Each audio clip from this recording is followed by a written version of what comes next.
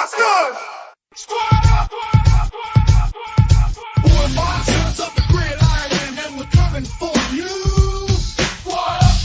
Squad up! Squad up! Squad up! Squad up!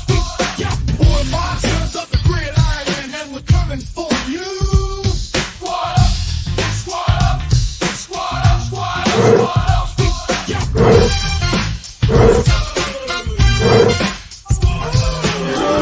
Welcome to the Monsters of the Gridiron podcast. And we're coming for you.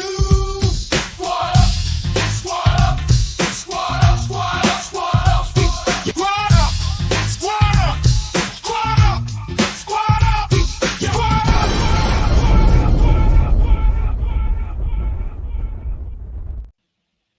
Woo! Welcome to another phenomenal episode of Monsters of the Gridiron podcast featuring in the upper right-hand corner, Sammo.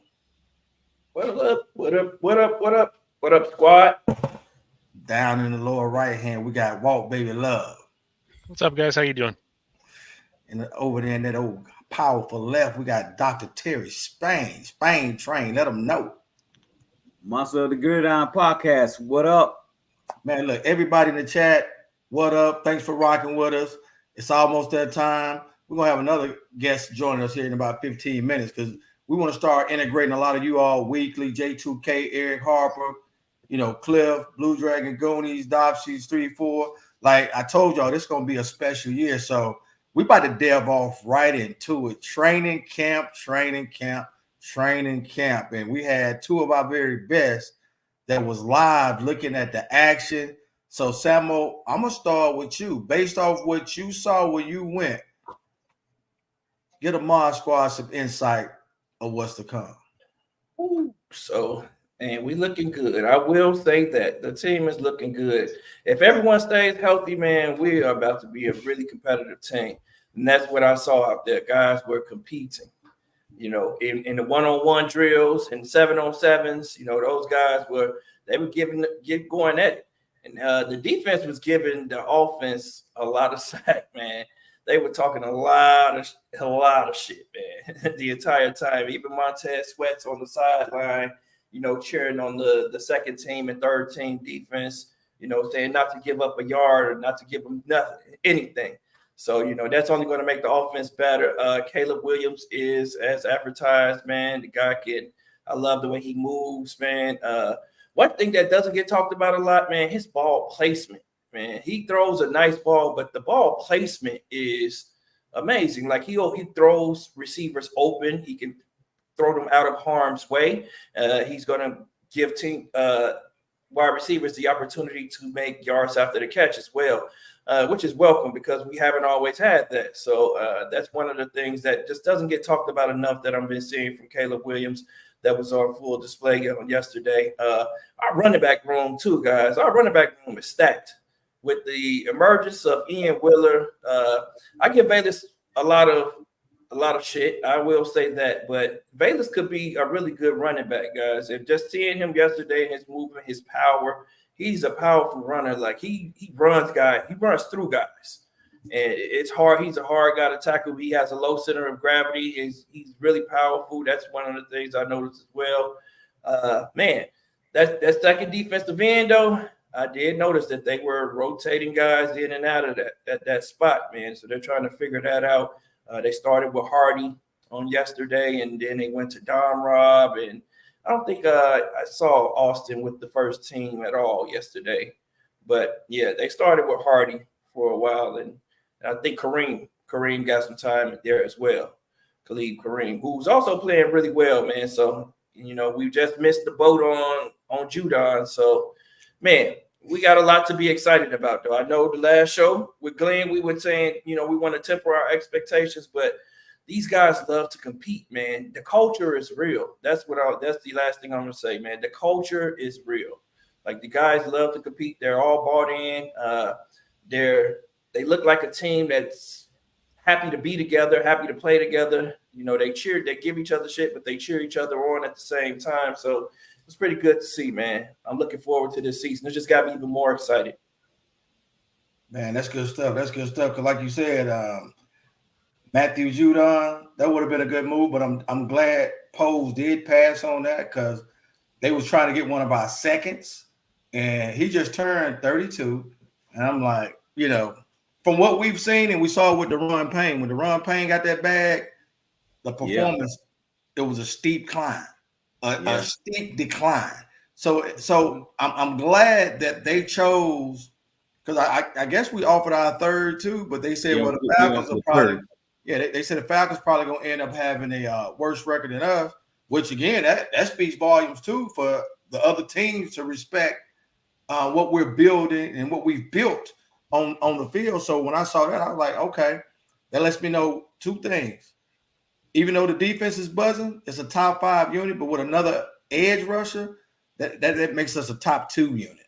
So I'm sitting back, I'm watching Hassan Reddick, I'm hearing some Micah Parsons chirping, like I'm just sitting back, like I'm waiting to see what move we make, because we're in a position where we can go in either direction, guys. And that's the more and more I think about it. Drafting Caleb gave us so much financial flexibility. Yep. It gave us a ton of financial flexibility. But we're going to talk about that throughout the show. Walt, what did you see with your boots on the ground that made you just overly excited as to where we currently stand in the direction that we're going? Well, it was definitely that Rome Williams connection there. We saw that big touchdown yesterday that everyone posted the videos of. So we had a bird's eye view of that. We got a lot of view on Torrey Taylor, actually. I know Eric Harper was there with me. Shout out to him if he's in the chat. He timed his hang time out to 6 seconds a punt. Whoo! It's crazy. It's insane. That's a lot. It's a lot of time. Yeah. So we also saw the return of Nate Davis. He was limited that day, and he's back now. We saw him on the podium today, so that was a good one. A lot of the stuff took place on what would technically be field 1, I think. So we were on the other side for the majority of the day. So we didn't get to see, guys like Jalen Hutchinson, who we brought over. I did get a chance to snap a picture of him during individuals and warm-ups. The guy is built. And I don't think he's 305 like they list him as. He's got to be 320 easy. Wow. Yeah, he is a big guy. Yeah. But overall, like Samo iterated before, the team is gelling. It's together. You can see that on all sides of the ball. I do have some concerns, and we can always hit those later in the show. But from what I saw and from what, I talked to a few different people about later on, the sky's the limit for this team. Absolutely. Well, and that's why I keep saying, and I know every year in the preseason, we're amped up, we're excited, but this year, and I know we say this every year, but this year it just looks different in the sense of the defense is buzzing, and they're making Caleb extremely better in the sense of his processing, in the sense of getting the ball away real quick, in the process, like Samo said earlier. Man, I'm looking at these, to me, we got a top 2, top 3 secondary in the league. Absolutely. Easy. I mean, with depth. That's what I was just about to say. You just took the words out of my mouth there. Even with the depth that we have, we can allow a guy to go down for a few weeks, and man, these backups, Blackwell is playing well, man. He played well yesterday. They even have him back there returning punts, which was surprising to me. That's the one thing that kind of is up in the air to me. Like, I don't know who's going to return punts for us. I don't know what you saw, but they just had some of everyone back there. A couple DBs back there. They had Rome back there, and they had Carter he was over there riding the bike, so he didn't return any punts. But I think that's still up in the air. They had Bayless out there. He was returning punts yesterday. We don't know. He was catching the ball well, but when the lights go on, that's when Bayless typically has the issues, man. I don't know why, but he's explosive when he gets the ball in his hands, though, man. And he was running past guys, and so if he can figure it out, man, Bayless will be a dynamic returner for us on kickoff and punts, man. I'm just hoping that he figures it out, man. I think that they want to keep him. They're intrigued by what he can do at running back. I know Walt said that there were some things that concerned him. Well, I got one thing that concerns me, guys. And I'm gonna say one player that's really trying to start to concern me a little bit, and that is, I don't know, nobody wants to hear this, but Javon Dexter. Javon Dexter still having a problem getting those pads down, man, and firing off the ball. Like he wins the reps, but he can win a rep late. You know what I mean? If Javon Dexter would stay low and fire off the ball, man, he's right there at the ball too, man. So I don't know what he's keying on or what he's looking at, but if he fires off the ball and stays low, he's gonna blow everything up every time. He once he stands up, guys get in his chest, especially the more powerful guys, he has to learn how to throw those hands too. He doesn't throw his hands all the time immediately. He'll allow a guy to get their hand in his chest, he knocks it down, and then he starts driving this guy back. He's good at driving guys back, but he has to get that initial punch, man, and get off the ball and just stay low, which is hard because he's a big dude, man. He's like 6'7", man. So I understand it being hard, but that is a little concerning for me. That's the only thing that kind of stood out to me. But he blew Nate Davis up consistently. Nate Davis was getting blown up yesterday a lot. I don't know if the defensive line was welcoming him back. It just seems like they all took their turns throwing him back into the backfield in the one-on-ones. But when we got the team drills, he did hold it down a little bit better. Well, I hope he's just getting blown up in practice because we're going to need him in the regular season.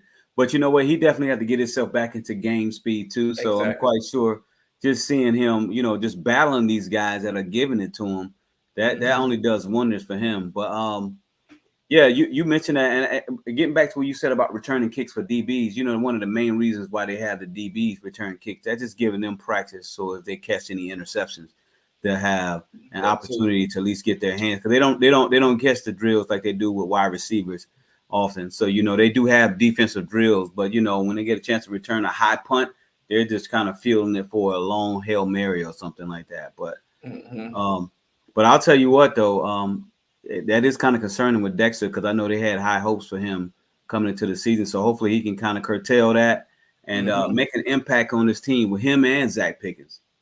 Yep. Zach looks good, though. I will say Zach looks explosive. He looks a little bit lighter. He looks fast. So Zach looks really good. So he kind of stood out for me. And we don't talk enough about Khalid Kareem. Is that his name? Khalid Kareem, number 52. That guy flashes, man. He gets off the ball extremely quick, and he gets into the backfield. He sort of overruns plays sometimes to me, but because he doesn't always get into the backfield under control. But he is extremely fast off the ball and coming around the edge. So I think he's kind of flashing to me a little bit, but I think they want someone who can also hold the edge in the run game, and I don't think that's a strength of his. So I think that's why you see Hardy pushed ahead of him on the depth chart.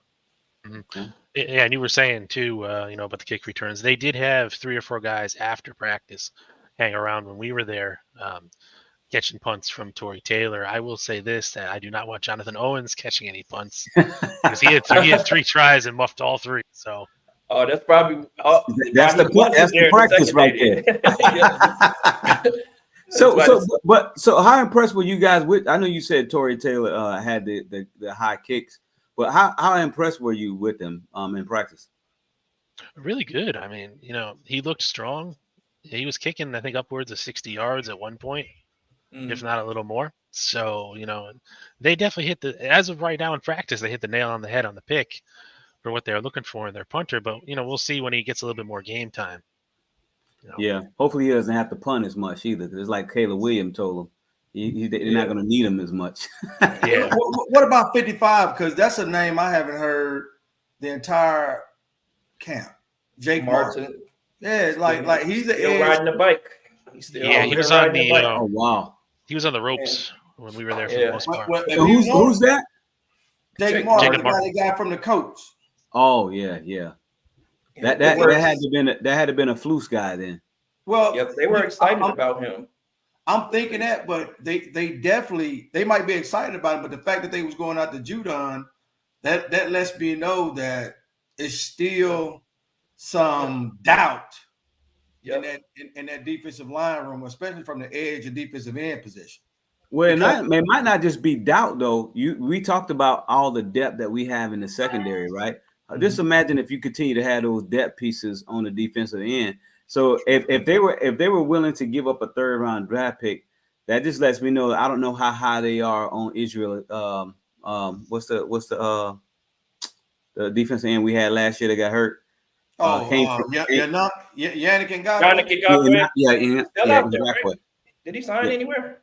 I don't know. I don't know if he signed anywhere. He's still a free agent. I think Carl Lawson just signed with somebody though. Yeah, he signed with Dallas There's today. a couple other defensive ends that are out there they're kind of noteworthy. I mean, for name recognition, they're actually pretty decent. So we may don't have to worry about giving up a pick. Just go ahead and sign one of these guys and see what happens. See if it sticks. Well, if I got to give up a 3rd rounder for somebody like Hassan Reddick, I'm sure for like, because my cousin, he a diehard Cowboys fan, so we talk every day.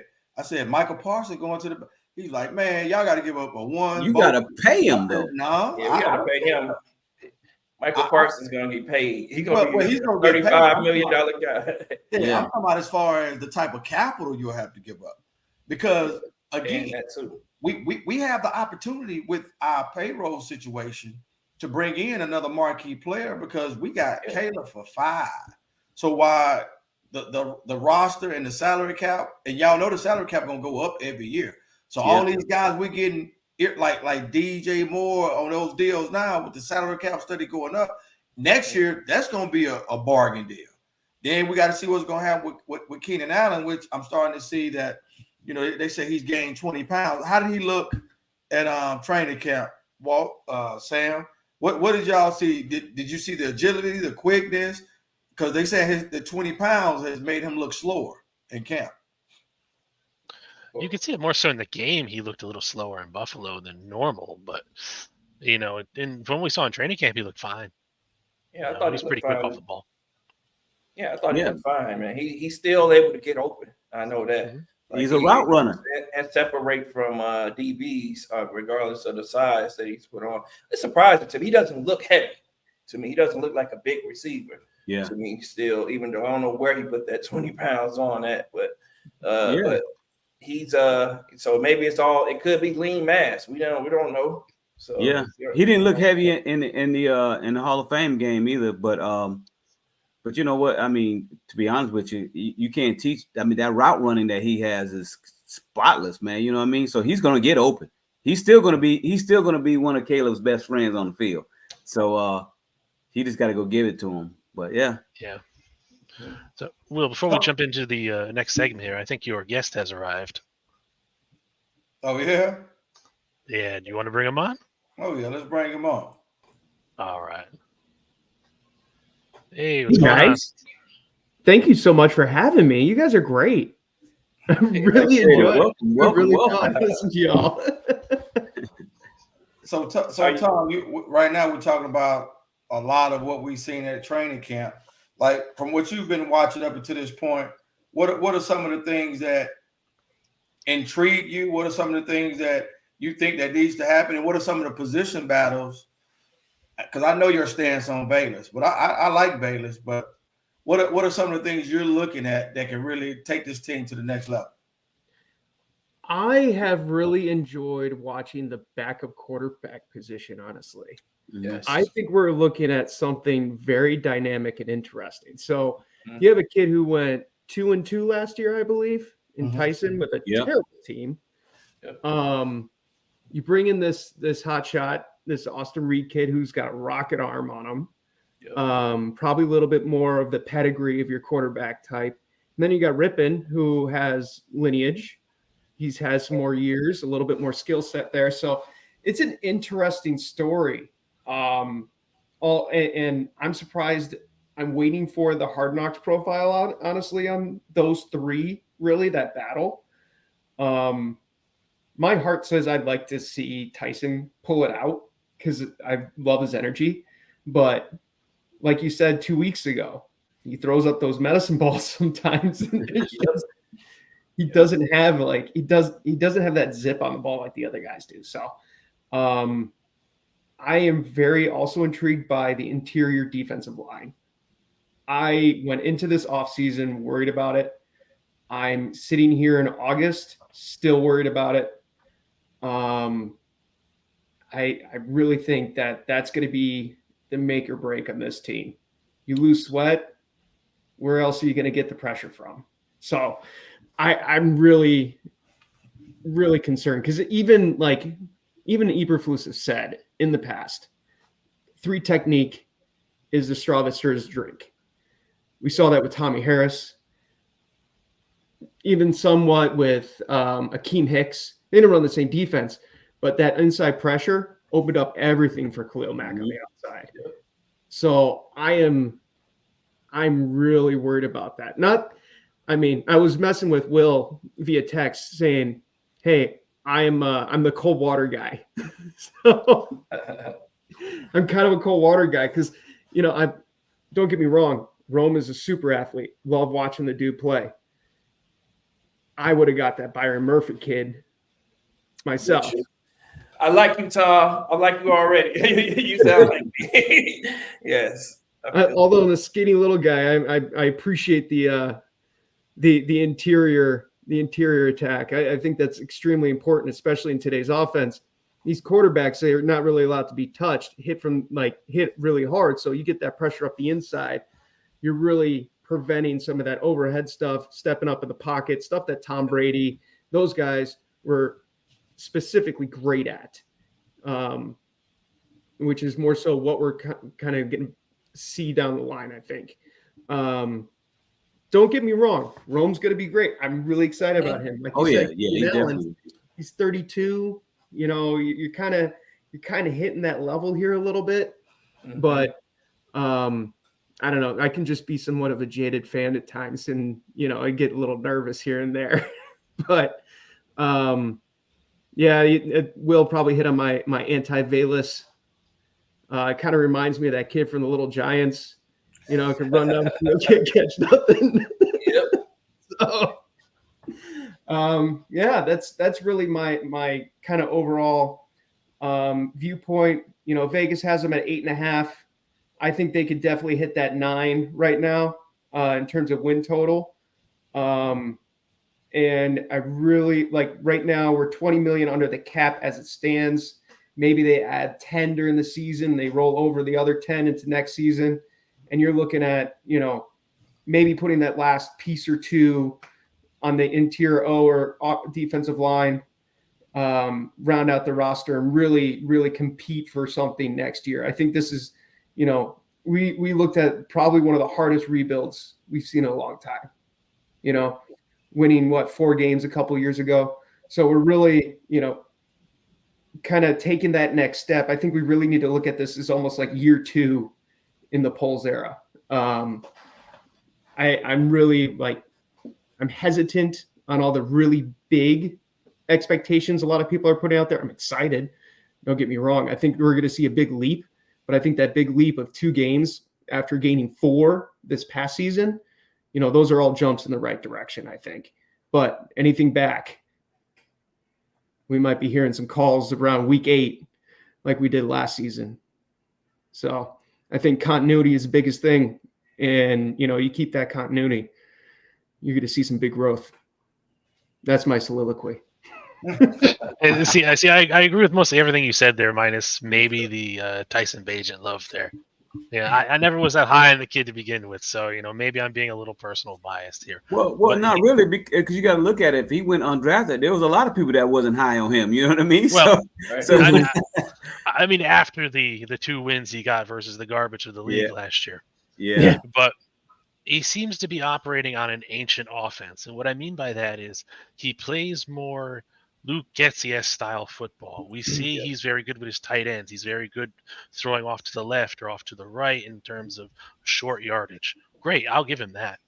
But where I run into a problem with Tyson Bagent is twofold. I'll get into his antics off the field in a little bit, but it's that his wide receivers are irrelevant in the games, and we've seen this now across, not just the training camp, but even during the Buffalo game.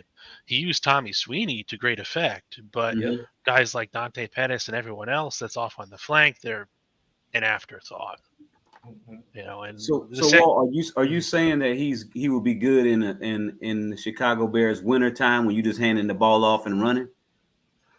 Yeah, he would do good at that. I mean, if you bring out Tyson Bagent, you got to know you're leaning on your running backs and your tight ends. Right. He doesn't have the power or the zip to really handle that newer style deep game ball that we're seeing now with guys like Patrick Mahomes, Caleb Williams, Joe Burrow, like the elite of the elite. He's kind of I wouldn't even say he's a mid-tier quarterback. I think he's probably right on the edge between middle and low. Perfectly acceptable for That's his fair. That's fair enough. But what I'm starting to dislike about him off the field is you watch some of his interviews, and instead of acting, knowing his role, saying like, "Listen, right now I'm number 2. My job is to get Caleb Williams ready. Would it be great if I started? Yes." He seems to be, in the way he's talking, he seems to be more concerned about getting to the big show as the number 1 versus actually helping the team win. And he's done this across multiple interviews, so it's not just a one-off thing. And honestly, with all the talk in the offseason of Caleb Williams being a diva and, having a lot of character concerns, we're not talking about that. We're also not talking about how his dad's riding his coattails to every little event. We thought Caleb Williams' father was going to be a problem. So, just my personal, No, that's a good observation. I'm glad you peeped that out. So that's a great observation. And then seeing Austin Reed initially, when Samo was pounding the table for Austin Reed, I was like, look, that was just against D2 competition at West Kentucky. But the more and more I see this kid, like he is a true pocket passer. Like he has zip on the ball, like that dig route that he threw to Pettis, like the wind was blowing crazy in Buffalo. So the ball kind of like just whistled through that wind. I'm like, okay. I don't think Western Kentucky is a D2 team either. No, Western Kentucky is like low D1. They're D1. D1 team. He played at D2 before he went to Western Kentucky. Yeah, he was at a D2 before. He was D2. Well, yeah, I knew he was D2 before at some point. But he decided to go up, and where Tyson decided I'm going to stay down here at level 2 at D2 and not, go and level up. And he didn't have any break in his production either. He threw for 5,000 yards in D2 and then went to Western Kentucky and threw for another 5,000 yards. Yeah, so that was impressive to me, man. Like the guy had. Tom said a lot. Walt just said a lot, and I agree with everything both you guys said. Even with the Velus Jones, I'm not very high on Velus Jones. I'm being nice right now. Because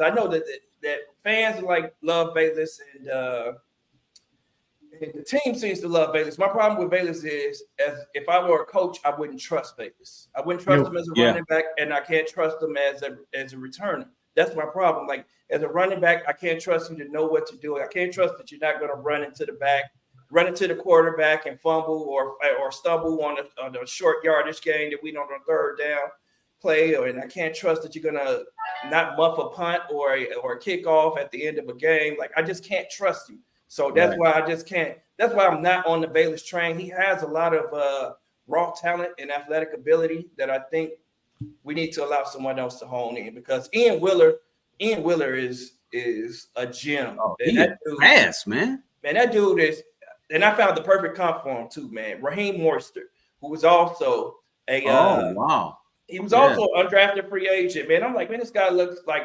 Raheem Mostert to me. They're the same size, same speed. They're both undrafted free agent. Raheem Mostert's going on his 10th season right now. He just had a 1,000-yard season last year with Miami. So it's just an extremely fast guy who has great vision, great feet. That's everything I see in Raheem Mostert. It's like when he changes direction, he doesn't lose speed changing direction, which is my problem with Roschon Johnson. Like Roschon Johnson doesn't have that ability. I noticed that when the Bears drafted him, I'm like, I don't think Roschon's going to be this starting running back that everyone sees, because when he changes direction really slow, and he's like almost stopping to change direction before and then having to pick up speed again, and he's not a fast guy. Now, hold on, power running back. Let you talk about my guy like that. I love Roschon though. He's gonna be a good player for us. Like, but he's not a every down back like Ian Willer is going to be, man. Ian Willer is perfect for the outside zone running scheme, man, because his vision is crazy. I don't know if you guys noticed this play, man, in the game where the play was going to the right. He's hitting it up to the right. He Yeah. had the vision to see that the Yeah. hole opened up on the backside, and it was just effortless that he just put his foot in the dirt and turned and went back the other way, and he's 20+ yards down the field. Like, man, that's special. That's special. If you can do that, then you're almost undefendable, because now the defense has to freeze a little bit. They can't over pursue you, and then you're already extremely fast, so you're going to outrun everyone. So I think that the Bears, they found a gem in him. They have Brian Poles struck gold with him, and I think Austin Booker, those two guys. And I want to hear one more point, man, just about the quarterback situation. I agree with Walt, man, and Tom about Bagent. I'm not a big Bagent fan, so why not just send them back out to the Raiders right now, because we have two really good options at backup quarterback. Send them to the Raiders. Maybe we can get a defensive end from them. In a trade scenario, like Tyree Wilson or something. Crosby. They falling out. Straight up. Maybe we can get Crosby from him. For real, like, man. Let him go. Little Like, segue. he has value to someone else. A segue for you. Raheem Mostert actually played for the Bears in camp in 2016. So hopefully we don't let this guy go. I mean, the kid's got some talent. He's got some wheels on him. Going back to Bagent, after listening to what you guys are saying, and you kind of got me off the train there, is the NFL really his final thing? Does he have another thing going on after this? I think this might be. It's probably not. He's probably got a backup plan. Be like a fitness influencer or something. Well, I would tell you this. Would be. Another backup plan for him is probably the UFL. and because you see a lot of people in the UFL that played in the NFL, right? And they're trying to find them way back, and it's a great supplement for them to have, because now, if you all haven't noticed, in the UFL, there's been a lot more signings from UFL, well over 50 or 60, probably a little higher than that, in the last 2 years than ever, because these folks are getting a second chance or a third chance in that manner. So UFL might be an option if it doesn't work. If another team doesn't want to take a gamble on him, or we're not able to trade him, he can go there and get some real reps with the UFL, and he can literally be a starter, because he's not going to be a starter in Chicago. Yeah. No. Well, when you look at it, that offense, it suits Brett Rippon. It's a timing type offense, and Austin Reed is like, he definitely excelled. The time we saw him in it. So I know they're heavy on Tyson. I like Tyson, like his father. But if it was me right now, I'm like, I think Brett would be number 2. But I think they got that rule now where you can keep an extra quarterback. So yeah, but an extra quarterback is going to go to probably the kid from Western Kentucky. yeah, that's true too. Yep. That's true too. And I'm looking at these position groups like secondary, deep. It's gonna be some good guys. Extremely deep. Wide receiver, global caliber guys. You're not gonna be able to hire people on the practice squad, because they're gonna get picked up from other teams. That's true too. But wide receiver, I want Colin Johnson to make it 6'5", 6'6". You know what I'm saying? Did he play the last game? I don't think he really. No, did. he was hurt. He's hurt, man. He was on the sideline when we went. I don't know what's happened, and they're not talking about it, but he has some sort of injury, so he's been out ever since his breakout game. So well, what a way for him to go for him. At least the only tape they got is for that game, so that might help him out. That might give him the opportunity to stash him on the practice squad. If he doesn't make the team, I'm sure he'll stick around on the practice squad. Well, and that's what I think is going to happen. And Bayless will probably be designated as a wide receiver, and that will allow them to keep an extra running back, which will end up probably being Ian Willer. Worst case, Ian Willer will be on the practice squad. I want him to make the 50. I want him to make the 53. He's making the 53. Because look, honestly, after Swift, then Roshan, then Herbert, then Homer's going to be the deciding factor. It's the reason why Ian Willer is going to make the team, because if he can beat out Homer, because Homer plays special teams, right. So if he can beat out Homer, then he's smooth sailing. Yep. I think it boils down to Homer and Willer. A lot of people say it's going to boil down between Bayless and Will. I said, nah, I think Well, it's going to Bayless is not a running back. I know they putting him at running back, but come on, it takes some time to learn the running back position. I agree. So it's either Homer or you want the new guy. And I think Ian Wheeler is probably going to beat him out. I don't know if you all watched the Hard Knocks this past week and how they were real tough on Ian Wheeler, right? Yep. And that's by design. Going to the next Rose to the section. occasion. And he rose to the occasion. Yeah, I'm telling you, you don't be tough on this guy without seeing what he's made of, and then that's the determining factor. We're going to keep this young man not on the team, and for him to show up, man, that kid got some wheels. Yep. Can't So teach that. with that being said, since T Spain transitioned to Hard My Knocks, bad. Hey, I'm just a messenger from the Lord. So, first of all, HBO they dropped the ball on that one. Let's call it what it was. But everybody, for the most part, except for I think Greg Braggs, them that had, he said he got direct TV, so they got to see it on a regular scheduled time. As far as, but like with us, they're streaming. Like we everybody looking at the app, like what's going on? Like we had to wait a whole nother hour, and quiet as kept. You know, it was kind of disappointing if you want to be honest. But we made the best out of it, what it was, because, you know, I hear a lot of people, they like, oh, I want to see Caleb, but I don't think a lot of people have ever really watched Hard Knocks. It's called Hard Knocks for a reason. It used to be showing the latter talent that either made the team or got cut. That's why it's called Hard Knocks. How hard it is to make the NFL. But then you want to find those stories that stick out, like the Ian Willers, like the Austin Reed, well, we haven't heard much about Randolph. I was going to ask Samuel and Walt about him, how he's looking. But those are the stories that Hard Knock is really designed to feature. But you know you got Caleb. We already know. Yeah, you seen him the whole time.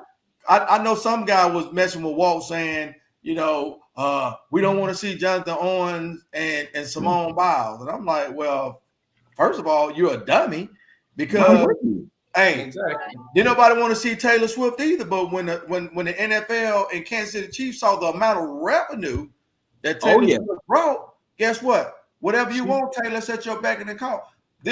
First and foremost, it's a business. No one cares about the onesie and twosie fan and what they want you to be excited and want you to be into the game. But if I can bring a whole nother set of eyes to this game, that means more revenue, guys. Look, go ahead. We all want to see Caleb, Rome, Austin Booker is giving us a show. But guess what? I don't mind watching Simone Biles because she's a bear now. Jonathan Owens is a bear now. So guess what? Oh, he's going to be a key special teamer, and he's the third safety if something happens to Jaquan Brisker or Kevin Byard. Like at the end of the day, you got to look at the grand scheme of everything. Because as a fan, of course we want to see Caleb. Of course we want to see Rome. But I love seeing Ian Wheeler, like you said, Terry. Seeing my guy Chad Boyd. Because see, that reminds me of being in the military. If the drill sergeant is on your ass, or if the OC is on your ass, they see potential. They see something in you. But if a person is sitting back doing this, looking like he ain't gonna last. And I watched that. I love how Morton interacts with Bayless, how he interacts with Wheeler, how he's tough on him. I love that. You know, seeing that, because that makes you feel a certain way. Like, okay, I got a shot. You know, I went to Howard University, HBCU. In most cases, you know, I'm not even expecting to be in this situation because he came in as an unrestricted drafted free agent. He wasn't drafted. So the guy's turning heads, 2 touchdowns, 53 yards. Like he got some wheels. So like last year, I remember against the Commanders, we lost Herbert. One game we lost like 2 or 3 running backs. We had all running backs gone. Yeah. Yep. There was 0 running backs because Homer was hurt. So I'm looking who like Homer, Larry Bourne, all these guys. I think those 2 alone, that's $5 million that we can cut. And we still got to look at other teams who they gonna cut. We still got to look at some potential trade opportunity. Like I'm fine with keeping Dr. Willer, as James Hunter would say, after Swift, Roshan, Herbert, and then Willer, and got Corey Blessing game at fullback. Like, So I'm looking at It has Blossom Game even played? I haven't seen him. No, I don't think Blackingham's gonna make the team, man. He did make a catch yesterday in practice, but they're not utilizing Blackingame. And Is you that look a at what is that a Waldron offense? They don't use I don't fullback? think he's never had a fullback. He's never really used a fullback. So they didn't have a fullback in Seattle. And, people were trying to say that, he might make the team because I think San Francisco runs with a fullback, and they're trying to say that the offense is similar. I don't think so, though, man. I think that he's tight end centric, man. And we're seeing that. You see a lot of Sweeney and you see a lot of Bates, and I like both of those guys. And that's something that I like both of those guys, man. I think one of those guys, if we put those guys on the practice, try to put them on the practice squad, they're going to be scooped up because both can block and catch passes. It seems like because Sweeney, he's at the edge on both of those sweep on the touchdown for Ian Wheeler and the touchdown for Bayless. He's at the edge on both of those plays. Really he may make the team just for that, his blocking alone. Yeah, that guy's he's gritty. And he can catch. Like the guy's making plays down the field. And Bates can too. Bates is supposed to be a really good blocker. And he also made 3 special team tackles. So this is like, man, what are they going to do at tight ends? Which makes me feel like, it's over for Blackingame. He's probably saying his last I hope not, because he does have value and he's a hard runner. So if we do keep a fullback, he's going to be it. There's not going to be any other fullbacks on the team. So he's going to be the guy if we keep him. Yeah, he did come in. Squad is the option still. No, he did come into the game in Buffalo and made a few key blocks that the announcers actually called him out by name during the show. So he's still there and being used. It's just a very niche kind of thing, like you don't hear about the fullback in San Francisco a ton. He's used, yes, and he's been there a long time. So fans that have followed the team know who he is. Oh yeah, but like Blackingame, he's kind of more behind the scenes than not. Yeah, right. Well, as a tight end, you got to kind of be right. You don't get. I mean, as a fullback, because you don't get all the runs back. Like back in the day, fullbacks used to get. When you had like short yardage, Christian Okoye, Barry Word, and all them. Mike Allstott. Allstott right there. Like Allstott. My cousin got trucked by him in high school. Man, I think every linebacker in the league may have gotten addicted to Allstott at some point. So Leo Factor is asking a question about Kramer and Carter, and I wanted to turn this over to you, Tom, and get your thoughts on it. He asked, how's Kramer and Tyree Carter looking? These are guys Chris Morgan's have been developing. But what have you seen? I don't know who he's talking about, honestly. Doug Kramer, the center, and Doug Kramer, the center. Oh, gotcha. Yeah. So the challenge that we're seeing, like in terms of the depth in the interior offensive line, they allocated so far about $10 million just in a right guard who seemingly doesn't want to practice over the last couple of years before the season. You guys talked about this a couple weeks ago, and I think it's there's a lot of trouble in that area. Tevin Jenkins, love the guy. I love his mean streak. He's got that same thing that Kyle Long had, but Kyle Long had his durability issues back in the day too. Having some stability up in the middle on the offensive line is going to be really key. One of the things that Greg Gabriel yelled at me about was that center from Miami who got hurt.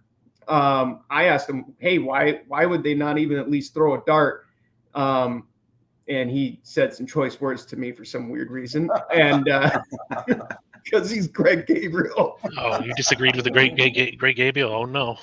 Yeah, I've been on his bad side for a little bit now. But, yeah, they need to grow some depth up the middle. And, knowing Pohl's background as an offensive lineman, I think he's got a better eye out there for that. I appreciate his draft pick of the young guy out of Penn. I think Penn or was it Penn or Yale? But he could have went anywhere in the country. He's a real genius. So, but he decided to go to Yale. Yeah. So, I mean, he's got an eye for talent in that role. I just, that someone's gonna have to make it out, come up on the top at the end there, and really kind of show up because I think we're going to be towards week 12. Things, you get nicks and bruises. The game's going to change. We're playing the NFC North, Chicago, Green Bay. It's going to be cold.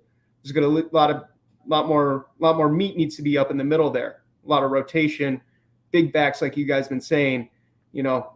So one of those two, either Kramer, Carter, whoever can come push through and be the big leg guy up in the middle is going to probably pull away there at the end. Because you got to project. You got to project towards the end of the year when you guys are fighting for a playoff position. Yep. And just things like when I was at practice, and I noticed even from last game, Jatari Carter has fell out of graces of the coaches, man. And it seems like Doug Kramer has too, because I think they had Jerome Carbon at center for the second team yesterday as well. So now you got Jerome Carbon, you got Bill Murray, who they like a lot, and you have Matt Pryor, who's also playing some guard. All three of those guys have stepped ahead of Jatari Carter, man, and I understand, like, who I saw in that first game, a lot of people thought he had a really good game. He was hitting blocks, but he didn't maintain any blocks, and he was like allowing his guy to go and make the play at the end of blocks. He just didn't finish plays, man. And I know that drives coaches crazy when they look at it on film and say, hey, if you'd have held your block, this guy, we could have had 50 yards as opposed to, him being cut short right here and so forth. So maybe that's the issue with him, but I know that he's fallen really deep down the depth chart, and he's facing an uphill battle.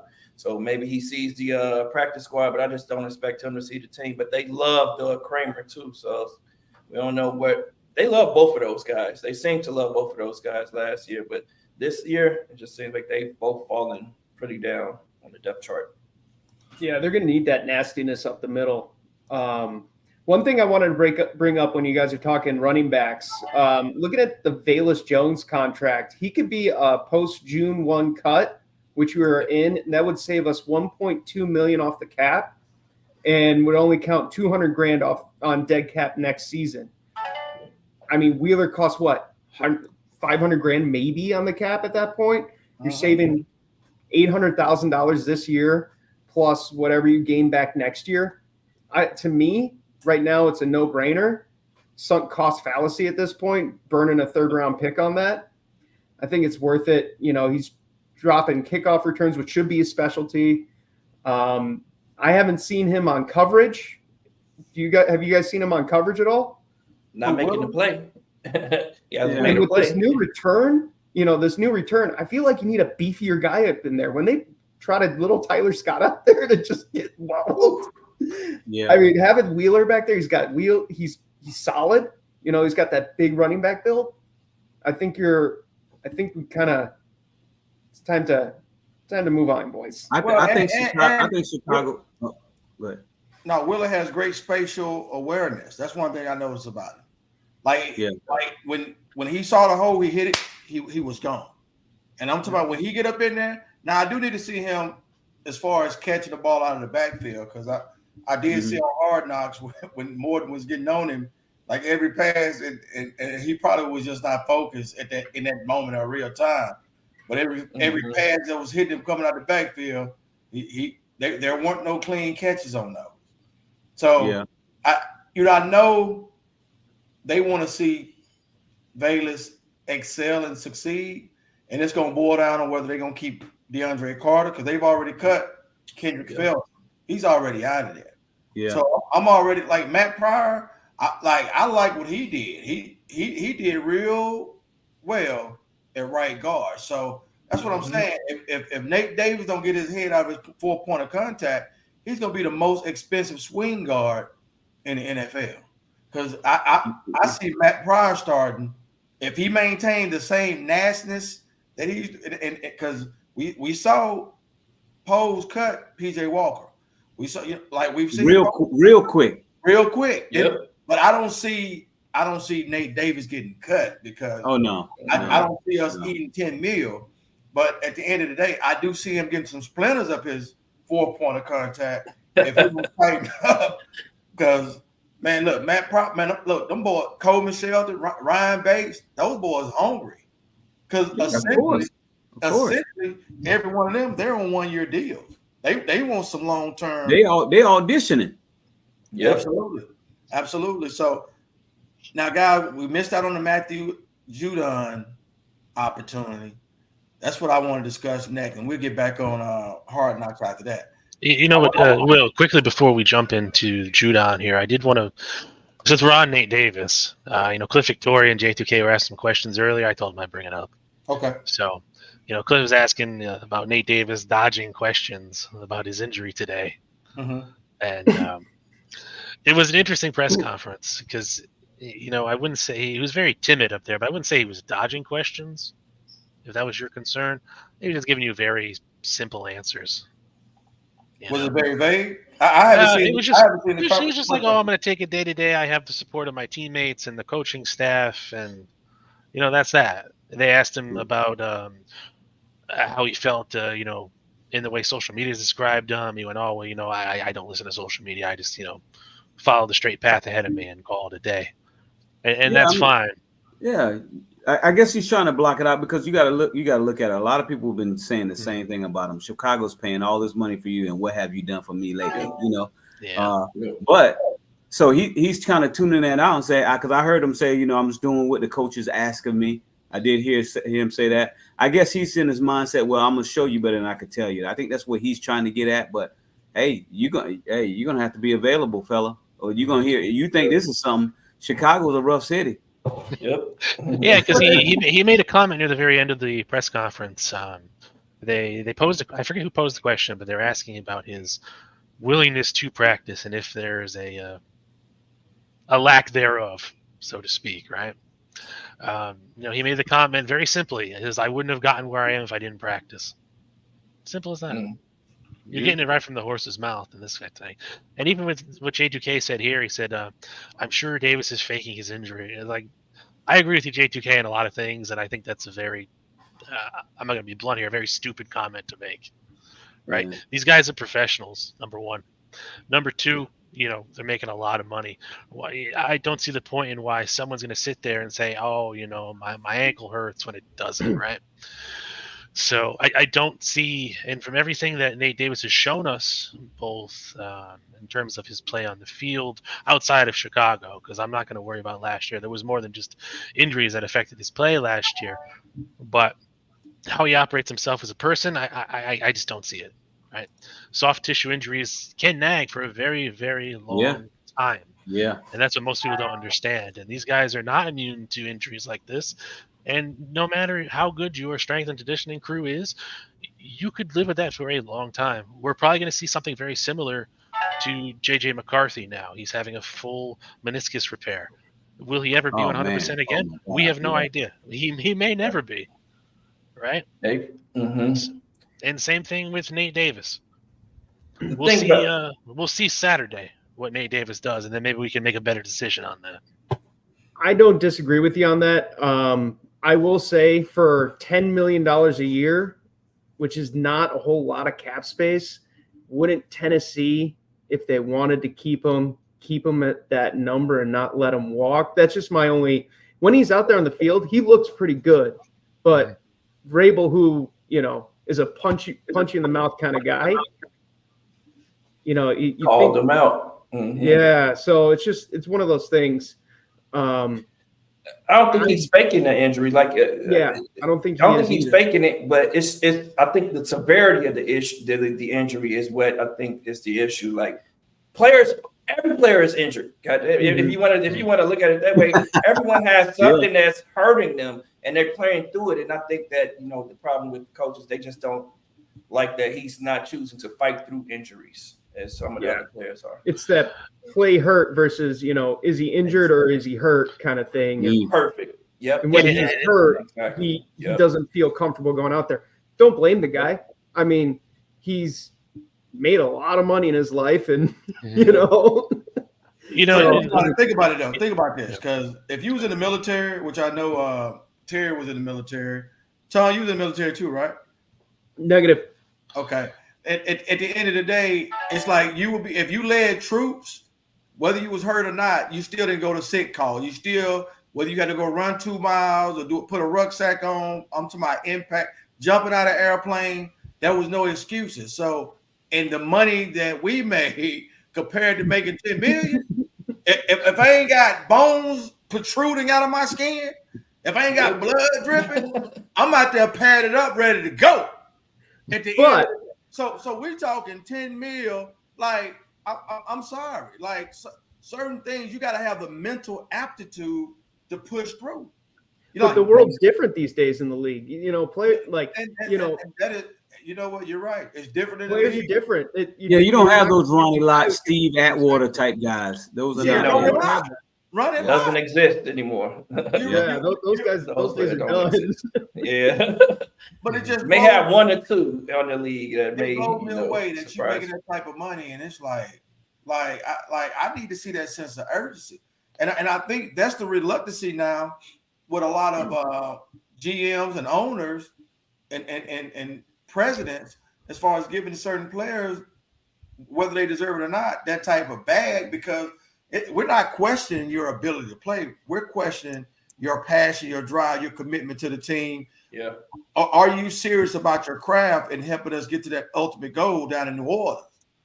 Yeah. You know, Yeah, and like you were saying, Will, and what Tom you were saying too is you know, about his availability and all that. And how I look at it is we're in preseason right now, right? Mm-hmm. What's our main goal? And Will, you said it here, is get to New Orleans, get to the Super Bowl. What I do in preseason, it kind of goes away in a sense once week 1 comes up, right? You got to look at it that way. So I need to go in as a player and be like, okay, you know, sometimes you got to fight through the injuries, right? Like you said, Samo, you got to do that when it matters. In the regular season, it matters. Yep. In the preseason, does it really matter? You know, we're not talking about Jaquan Brisker right here either. Where's he been all camp? I haven't seen him. Yep. Right? And I think the issue is, you're right, well, and that's the issue though with Nate Davis is fans don't care about the preseason, but Nate was hurt throughout the season. He would get hurt and then he would get well and come into the game, play well for a game, and then, you know, then we're hearing that he's injured. He can't play the next game. So I think that's where Bears fans are frustrated with Nate, and they're not as frustrated with Brisker and those guys, because we see their passion for the game. When they go out there, they're laid on the line. We've seen Brisker lay somebody out and hurt himself and then go out on the sideline. And I'm thinking he's done for the game. And then a few plays later, he's back in the game. We just don't see that same love for the game from Nate. And by him coming in from another team and everything that happened with his mother last year, so it's understandable last year why he didn't participate in training camp. But the Bears fans just never got a chance to really get to know Nate Davis, the player, because he hasn't been available. And that's the problem, right? Mm-hmm. Go ahead, Tom, and I'll go. I was agreeing with you all, and I also see like, you know, he really didn't come off to, like, they weren't very open as an organization about what was going on until like 2-3 weeks later. It seemed like it. You know, I have my issues with the Bears organization for a minute. I think Kevin Warren is going to fix that. I have a lot of faith in that guy. He's a genius. Just watching him, that one piece in Hard Knocks, overviewing the Moore contract, it was just move forward, and empowering his team to be able to do that was awesome to see that. But I think he got the short end of the stick last offseason, and we're seeing a lot of carryover this season as well. So we might have a bad idea as fans about who he is as a player and as a mindset and his mentality, whereas we could be completely wrong. We're just going off of what narratives have been written in the media. And Exactly. A lot about media and problems with that. So yeah, you got to take that with true. face value, because I'm telling you, some of the stuff like they'll say there's been a fire inside there's been a fire inside the the locker room. Well, meanwhile, somebody just light a match, and it wasn't a fire. So it definitely happens all the time. But yeah, the FBI showed up. I don't say that until the coaches or the GM comes out and say I don't believe anything until the GM or the coach or someone in that particular leadership role comes out and say something, because everybody's trying to it's almost like that viral moment. Everybody trying to find the first moment. You know, that they're trying to. They're not even producing accurate information. They just want to put something out so they can remain relevant. So that's why I just wait until the coaches or someone else put that information out, because they're gonna be like, well, I never said that, or who's got an argument, or who's fighting. You know, so my sources say, or rumor has it, and I'm like, okay. Like when the FBI apparently showed up at Hallis Hall last year. Oh, exactly. yeah. Yeah, that's the whole thing. I mean, you're gonna have guys come up, and fans are gonna listen to the media, whoever their favorite talking head is, like, oh, so and so said this, so and so said that. Yeah. And every story is a little bit different, so it's kind of hard to what to really believe. And J2K, I'm not saying that you're stupid. I'm saying the comment itself is stupid. It has nothing to do with you, so don't take it personally. First off, and like you said, Tom, we paid him $10 million, and Tennessee didn't want to match it for whatever reason. But that's the beauty of free agency; they can kind of pick and choose where they want to go. Mm-hmm. So we have to take that into account as well. It's not like he was a restricted free agent like Ryan Bates was 2 years ago, and Buffalo matched his contract. So yeah, that's a little different. So after this year, you cut him, and you have $2 million in dead cap, and then that other 9.5 that we're expected to pay can go into those final two pieces, like I was talking about earlier, that 3 technique and maybe an upgrade at that position. We don't know. Just wanted to throw that out there. I'm in that wait and see mode. I feel like we've seen the talent on the field, and that's why he's still there. Mm-hmm. We'll see. Yeah, that's the whole thing. We're going to see this weekend. He's definitely going to get some reps in. We'll get a better idea. Even J2K said Matt Pryor was doing very good. He did. He definitely earned his spot in terms of, being a starter in Buffalo. And more so when they came back on Tuesday, he was the guy in the first team. He earned that spot, right? So he's definitely got himself in place to be maybe the backup to the right guard position. Because we heard today, Matt Eberflus says, we're good with Tev on the left side. So I don't see anyone battling for him, his position there. So, I mean, I don't know too much about Matt Pryor, if he can play the left side or if he's just majority, right side, right tackle, right guard. So that remains to be seen.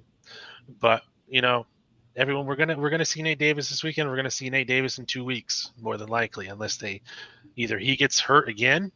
When that happens, well, I was wrong, right? But So unfortunately, I got to go on a limb and say, with Matt Pryor looking phenomenal, like Samo said earlier, it seems like Jatari Carter has fell out of favor with the offensive coaching staff. So I'm like you. I want to see how well Kramer and Jatari Carter develop, and look like they'll either be developing on the practice squad or for another organization. So that's where I'm going into this Cincinnati game. I just want to watch and see how Caleb, the offense, because for whatever reason, even though getting another pass rusher is a luxury, I think they're making that offense more and more deadlier. Like they're showing Caleb what he can and cannot do, what he can and cannot get away with. And I think other teams are going to feel the wrath of what the defense has created with our offense. So iron has sharpened iron. What are some other things y'all want to talk about? Because Team Spain, hold up. Before we go deep and back to Hard Knocks and some other stuff, how we looking with them shirts, baby? Because I want the chat. I want them to be looking good in that MODG gear, baby. Hey, that's a good point. Those MODG gear is gonna be here this week. We should have it early next week. So I want to see when we get them. I'm shipping them out to everybody so we can go ahead and start repping these when we doing our podcast, and then we got to sell these things. These things are going to sell like hotcakes. We already got people that are interested in buying them, so it makes it even better. But I'm excited. I got everyone's size, so y'all cats are going to definitely be looking styling and profiling with the thing. And shout out to Walt, man, for hooking up the logo and everything, man. You did an amazing job. Your work was so good, bro, that the guy that actually is printing off the shirts was like, wow, who did this? So kudos to you on that, man. Absolutely. Walt, you've been killing it, man. And he has a lot of designs you guys haven't even seen yet that are going to be printed.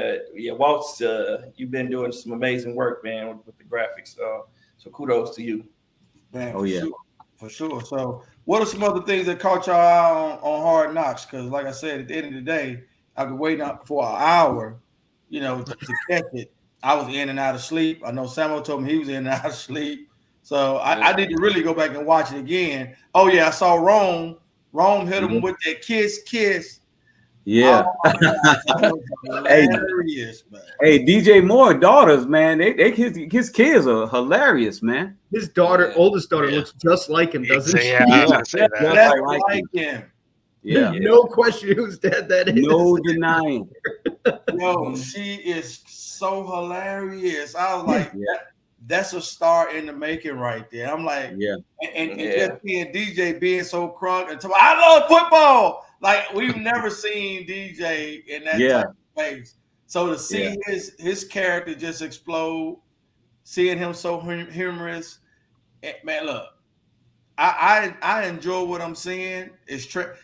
They're having fun. It's like a bunch of kids in the sandlot, from what I see. Did y'all see that relationship? I guess that's forming with I think it's Rippin and not Rippin. I think it's the third string quarterback and it was and Cole Kmet. They seem were like throwing passes to each other. Cole Kmet was on the side throwing passes with Austin Reed at practice training camp. Yeah, I'm saying I think they have a brotherhood, man. They solid brothers, man. So that was that's Domer for you. That's the Domer right there. I'm like, I noticed that. I was like, man, because see, the thing about it is, Cole Kmet could have formed a relationship with anybody because he's a starter. Now you got a possible third stringer having that relationship with a starter. You rarely see, you see it, but you don't see it as often. But just to see that, so one of the things that you should pick up too is if they're really projecting him to stay on the team, they already know what kind of target who he's going to be throwing the ball to a lot. So one thing that the incompletion that Caleb threw to Rome in the preseason game in the back corner of the end zone, him walking over there and telling him, "Hey, my expectation was for you to be in that corner." That just tells you the level of where our quarterback play is right now. Justin Fields is running that or airmailing it. No, I mean, I love the guy. I did. There was not a better athlete on the field. Nobody had more heart than him. Nobody had more try hard. But there's levels to this. Oh, yeah. There is levels. And just that mentality. And Rome's going to hit that corner next time. He's going to have the right position next time because he's telling him. He's like, hey, my expectation when that breaks down and go out, I need you in the back corner of that end zone versus, rounding off in the flats. Great distance for me to get it because I could put the ball there. I could put the ball wherever you need it. And that's what he's telling. And that's what we're going to see down the road, which is really exciting. I hate they aired that. That even though it was a great moment talking about the detail, I hate giving away the secrets, huh? That gave away the secret. I was like, it was so good to hear, though, how smart. I understand why they did it because, like you said, man, we haven't experienced that level of detail coming from a quarterback here in Chicago. And I wonder how many people actually watch Hard Knocks. I wonder how many other teams actually watch because they're in the playoff. I mean, they're in preseason. They're trying to get all their people together. I wonder how many people actually watch from other teams. I know they probably got like little scouts that their designated job is to watch Hard Knocks.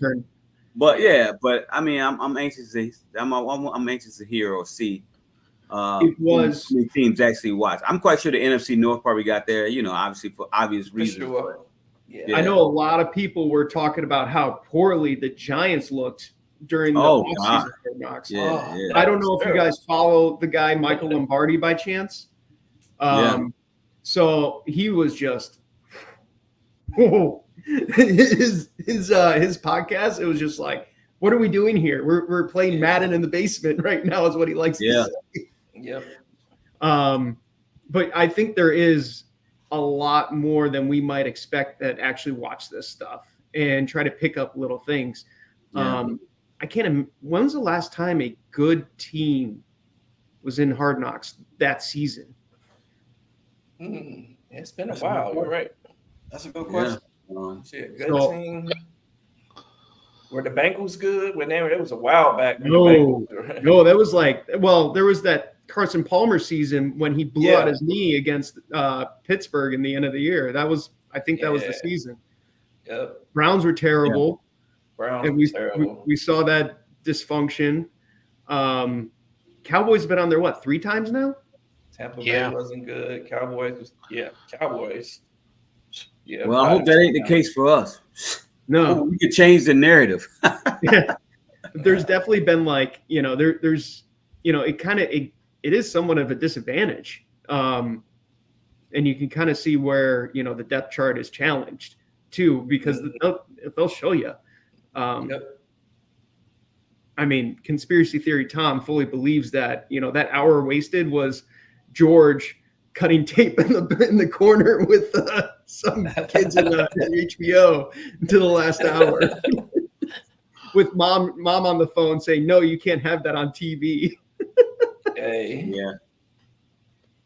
Yeah, it's yeah.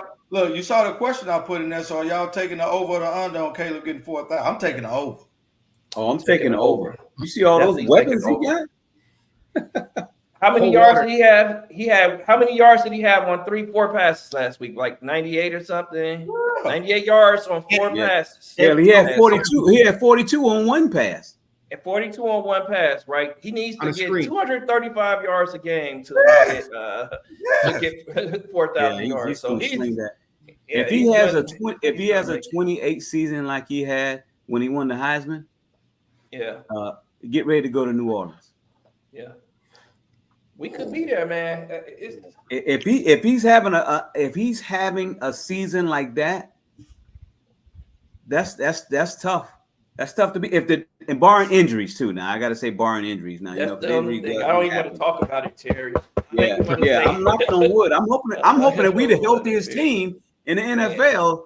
When it's all said and done. But I'm gonna recant my statement because I want people to think that we're gonna be absolutely horrible so that we can just surprise people. That's what I really want. I think that they're going to be probably between number 14 and 10, I would say, in terms of ranking the teams. I do think we're going to see some incremental improvements. We just have 2 or 3 pretty massive holes, I think. And I really think this next offseason, I'm really looking towards next year, honestly. I think we're going to see some of that precipitative growth that we need. We need to keep this continuity going. Offensive line continuity is huge. Mm-hmm. Remember from a couple years ago, they didn't have the first-round picks on their O-line, but there was continuity there, and they actually looked really good.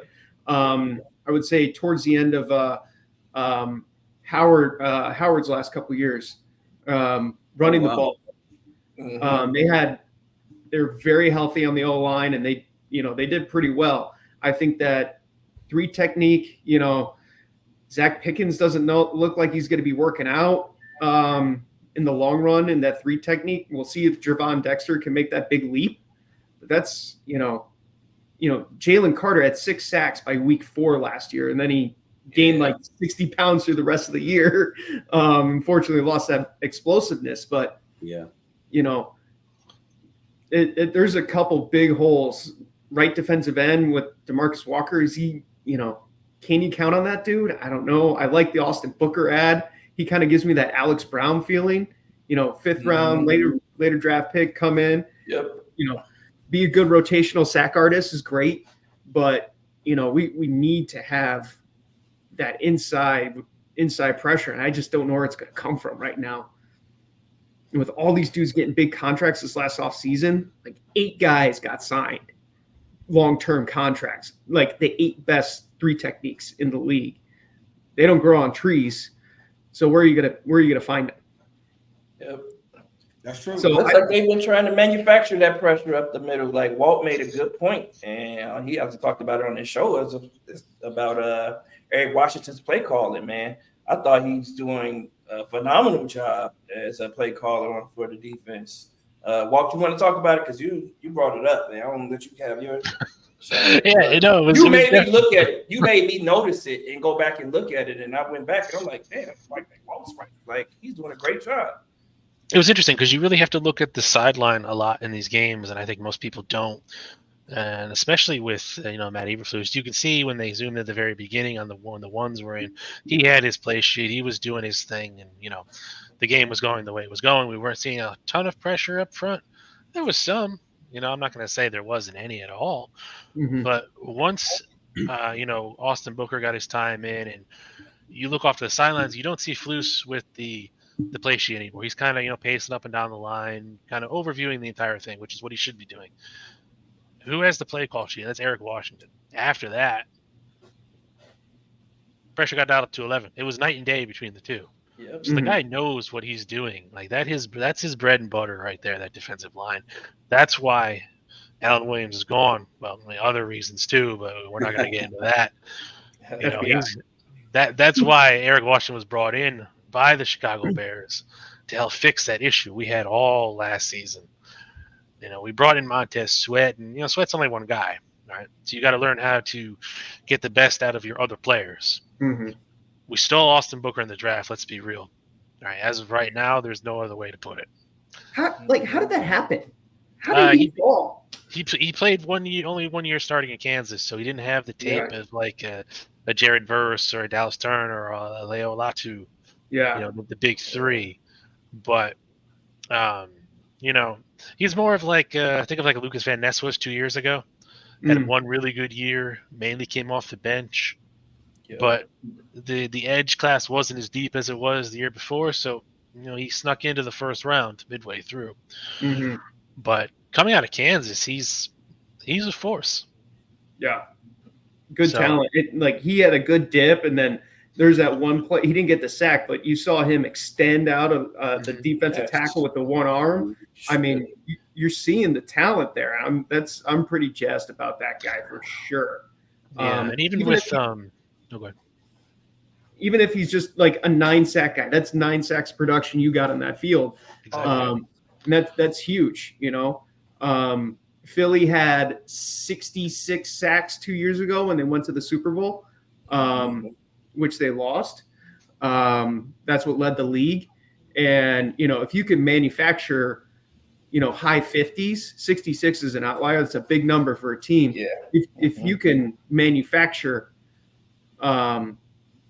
upwards of high 50s, you're in top tier defense. And that would be awesome to have, you get Sweat for 12, Booker for 9, you're at 21, you're a third of the way there. Where else are you manufacturing it from? I think that it's a huge, huge impact for us. And find him in the 4th round, 5th round, or whatever it was. Awesome. Yeah. And, you spoke on it too, Samuel, very early. Like the 3 tech is the engine that, runs Matt Eberflus's defense, right? Historically, that's been the way it goes. And I think you'll see it more with Washington here is he's taking that and adapting it to what he has. So we don't have that overwhelming 3 technique right now. He may be somewhere. It could be Gervon Dexter. It could be Zach Pickens. It could be Jalen Hutchinson too. I talked to a whole bunch of Texas Tech fans yesterday. They had nothing to say but rave reviews on that kid. Oh, yeah, he's explosive. Yeah. So could we get it there? Sure. Do we have it there now? No. Where do we have it right now? And that's on both flanks. So you have to adapt your gameplay and your defensive planning to that. Like, in a perfect world, would I want, pressure up the middle as my mainstay? Sure. But we're not in a perfect world, right? So we kind of got to close the book, so to speak, on the offensive line. And that's just come up and around and in. And then you got those 2 guys, and we know Gervon Dexter can handle a kind of read and react system. Let him kind of shift into that if he needs to. Don't let the quarterback flush out to the right or the left. Send him straight up into the pocket. You give him less room to maneuver. It's quite simple. Yep. And I even saw plays where he was simultaneously blitzing and running stunts with the defensive line at the same time. But you don't see a lot of that happening because it's just a lot of movement. But he was doing it and it was working. It was creating pressure. And I don't think we got home on any of those. But it did create the pressure and got the ball out of the quarterback's hands. And the quarterback couldn't step up in the pocket like Tom was talking about earlier. And then another thing they said that they were going to do that we haven't saw yet is they're going to be moving Montez Sweat around a lot up and down the defensive line. So he's going to play some 3 tech this year too. When he wants to, I think he'll have the autonomy to go wherever he wants at the beginning of the play is what they're saying, to try to, get more pressure and sacks from him and allow him to free up other guys too. So we'll see what that all looks like. But if Flus, allows Eric Washington to, dial it up when he's ready, I think we'll be in good shape. Because even on that 4th and 1, he run blitz. He did a run blitz. And Reddy Stewart comes down, shoots down, and makes the tackle. Then, we typically just sit back in our heavy defense on a 4th and inches type play, man, and we just try to, will ourselves through, but he actually blitzed the guy off the edge, and, we get the stop and get him short. So we need to be more aggressive this year. So I'm hoping that, Flu says, I'm just going to be the head coach. I see that you can handle this. I'm going to let you handle it. So we'll see how it goes. Yeah. And I know we're getting about an hour and 20 minutes here. I know, Terry, you said you got a jet. Will, do you want to tell them about the tailgate here a little bit? Oh, yeah, we're going to be talking about that every show. September 8th is going down, so y'all better make sure y'all in the building because we're going to have a lot of key people at the tailgate, former players, Chicago personalities. That's the 3 technique we need right there. So Get it back. Make sure y'all in the building, baby, because it's going to be live, baby. Let's rock. Let's go. First game of the year, we're going to kill it. Get him some stem cells shot up in those knees. Right. Oh, man. So I know you got a jet, Terry. Anything else you want to say to the chat? No, I'm excited, and I'm definitely going to try to make this first game. I'm trying to do all the stuff I need to because it'll be great to bring the Monster of the Gridiron guys there and definitely be sporting our shirts there too, our podcast shirts. So I'm definitely going to try my hardest to make the first game. And hey, I'm ready for some football, fellas, and I'm glad that we got this podcast. I'm excited for the season, and this is going to be one heck of a season for us and the podcast. Dang, boy. T came with it on that one. So, hey, any closing words, Samo? Nah, man, I said enough, man. Claws up, squad up, bear down, all that good stuff. Tom, anything? Guys, thank you for having me. This was really fun. I appreciate it. Will and I connected about a year ago last year. So, yeah, really appreciate you having me on and listen to my diatribes. Let's Cold go. water guy. I apologize. No need. Walt, what you got, baby? Talk to me. Yeah, man. Listen, Tom, I want to thank you for coming on. I love your insights there. It's a breath of fresh air. Is there any way to, for everyone here to reach out, maybe contact your social media, anything like that? TKCIV on Twitter or X is probably the best. You'll see Greg Gabriel call me an asshole every now and again on there. But yeah, that's about it. Good, man. Good. I'm well, not the whole Greg Gabriel thing, but it is what it is. I'm just part of a crew now. No, I'm hoping you can come back. We can talk some more as the season progresses. Dude, just keep me posted. I'm down. All right, sounds good, man. But yeah, everyone else in the chat, thank you for coming out. J2K, like I said, I'm gonna disagree with you on that. Don't take anything personally, man. I still like you. J2K is my guy. It's all good. Exactly, man. He does some good work.